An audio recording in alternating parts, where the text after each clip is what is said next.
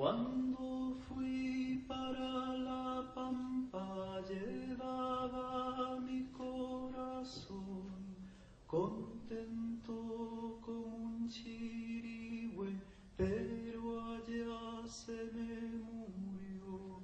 Primero perdí la pluma y luego perdí la voz. Y arriba quemando el sol. En 1890 se verificó la primera huelga general chilena, que involucró a los trabajadores de Antofagasta, Tarapacá y Valparaíso. Durante el siglo XIX, en Chile no habían faltado luchas y movimientos sociales. Sin embargo, esta huelga marca el simbólico ingreso como protagonista histórico del principal actor social del siglo XX chileno, el movimiento obrero. El último decenio del siglo XIX marca el período constituyente del moderno movimiento social chileno. Organizaciones explícitamente anarquistas o socialistas comienzan a nacer en distintos sectores del país, publicando y distribuyendo periódicos y revistas con el objetivo de concientizar e ideologizar las masas obreras del país. El movimiento obrero se concentra principalmente en dos áreas. En el norte, la zona salitrera de La Pampa, se forma un movimiento obrero más bien clásico, de corte socialista y sindical, influenciado por la infatigable labor propagandista de Luis Emilio Recabarren.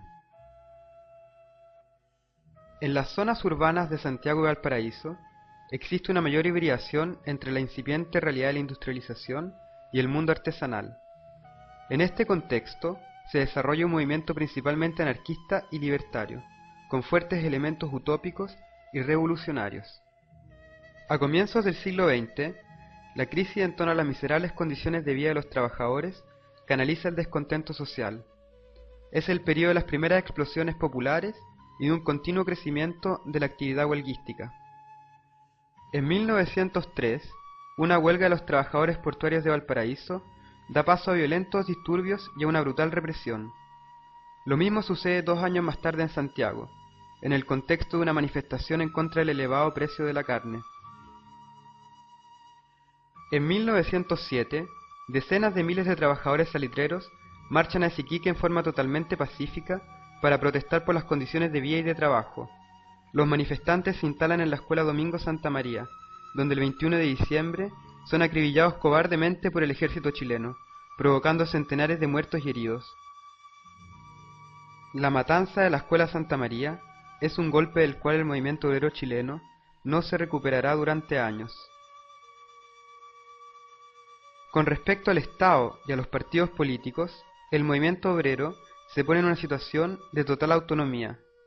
En un contexto político-económico regido por el liberalismo, el conflicto de clases es una lucha frontal, no mediada por el Estado. Oligarquía y proletariado combaten frente a frente, y el Estado, a través del ejército, constituye un simple instrumento de represión y terror. El movimiento social no tenía un verdadero proyecto político, ni reformista ni revolucionario. Sus reivindicaciones y propuestas surgían a partir de necesidades básicas y cotidianas, en torno a las cuales se tejían prácticas de resistencia, autónomas y antagonistas al Estado y al capital. Las formas organizativas del movimiento obrero siguen esta lógica. Mutuales, mancomunales y sociedades en resistencia presentan profundas diferencias en sus objetivos y principios ideológicos, pero comparten el hecho de constituir organizaciones de base autónomas y autogestionadas. En ellas, la dimensión gremial y sindical se une a lógicas culturales e ideológicas, unidas a servicios de seguridad social basados en el apoyo mutuo y la solidaridad de clase. No existe la idea de que es necesario esperar a que el Estado se haga cargo de los problemas sociales. Son los trabajadores mismos que se organizan para paliar las deficiencias del sistema, construyendo alternativas prácticas y eficaces para defenderse de una modernización que no se preocupaba por limitar sus efectos deleterios entre la gran mayoría de la población. Esta situación comienza a modificarse a partir de 1917. En primer lugar, la Revolución Rusa introduce un paradigma revolucionario basado en la conquista del Estado por parte de un partido, considerado como expresión de la vanguardia consciente del movimiento obrero. En segundo lugar, los crecientes sectores medios chilenos activan una demanda de representación y mediación basada en partidos políticos. Es en este contexto que amplios sectores del mundo popular chileno se identifican con la candidatura de Arturo Alessandri, vencedor de las elecciones presidenciales de 1920. Paradójicamente, durante este periodo se ven algunos de los experimentos de autonomía política más interesantes de la historia de los movimientos sociales chilenos, como la Asamblea Obrera de Alimentación Nacional o las ligas de arrendatarios. En 1925, el movimiento social osa incluso proponerse como poder soberano y constituyente, a través de una asamblea de intelectuales y trabajadores. Sin embargo, las transformaciones al interior del sistema político nacional hacen que esta madurez llegue demasiado tarde. En 1922 nace el Partido Comunista, arrogándose la representación política de los intereses de los trabajadores. Por otra parte, el proyecto reformista de Alessandri fracasa miserablemente, abriendo las puertas a la intervención del ejército para la transformación de un sistema político bloqueado. Nace una nueva constitución, impuesta desde arriba y sin legitimidad ciudadana, mientras que el sistema liberal naufraga ante la consolidación de la dictadura de Carlos Ibáñez. Por otra parte, la promulgación del Código del Trabajo en 1931, que por primera vez da un reconocimiento legal a los sindicatos, marca la definitiva cooptación del movimiento sindical por parte del Estado, el cual se yergue de este modo como mediador del conflicto entre capital y trabajo, a la vez que comienza a adquirir un rol cada vez más preponderante a nivel económico.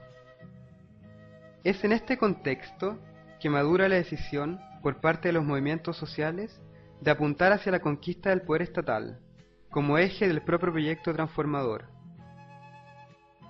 Dos hitos confirman este punto de inflexión. En primer lugar, la fragilidad demostrada por los alzamientos revolucionarios de comienzos de los años 30, con el motín de la Marina en Coquimbo o la fugaz República Socialista de Marmaduke Grove. En segundo lugar, la fundación del Partido Socialista de Chile en 1932. La tardía aparición de un Partido Socialista en Chile es el signo más evidente de la mutación del movimiento social chileno, desde una postura autonomista hacia una político-partidista. La presencia de importantes líderes anarquistas entre los miembros fundadores del PS contribuye a evidenciar la profundidad del cambio. De este modo, a mediados de los años 30, los movimientos sociales chilenos ya han cumplido una importante transformación. Desde una postura autónoma y antagonista, se pasa a un proyecto basado en la conquista del Estado, a través de los partidos políticos de izquierda y mediante los mecanismos de la democracia liberal, proyecto que se mantendrá como prioridad central durante casi 4 décadas.